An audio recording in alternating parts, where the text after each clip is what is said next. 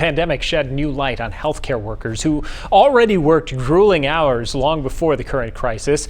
And it's a job that hasn't changed much for those working in the neonatal intensive care units who say every day is a challenge when working with premature babies. News 19's Heather Armstrong introduces you to two nurses with a very unique connection that started in the NICU. Heather? Well, it sure did, Dustin. NICU nurses specialize in caring for babies who are born prematurely. Now, the average pregnancy is 40 weeks. When a baby is born at 24 weeks, their heart, lungs, and their brain aren't fully developed. So it takes a special team with special equipment to keep them alive.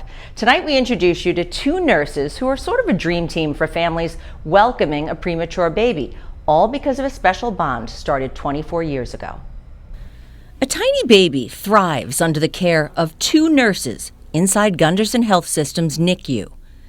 Julene Sloan is the nurse on the left.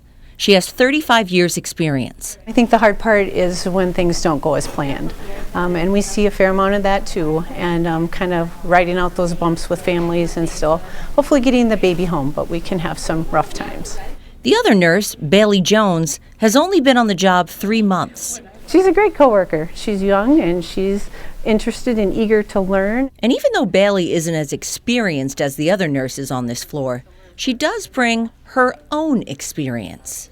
Just to think that I was that tiny at one point, and that I am still here today. Bailey was once a patient here, weighing 1 pound 10 ounces. She was so small that her father could put his wedding ring on her arm. I'm very lucky that 24 years ago, it's just crazy to think that I could survive that, and I'm reminded of that every day that I come to work.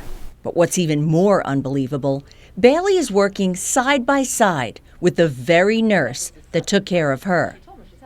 The day they met was surreal. And I said, "You've got to be Bailey." And she said, "And you're Julene." And my mom and dad told me to look for you.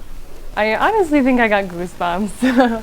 Like she cared for me, and I'm here because of her. I think she'll be a real inspiration to a lot of the families if she decides to share her story. So, you know, we haven't all walked in their shoes, but Bailey's been on the other end of it, and look where she is now.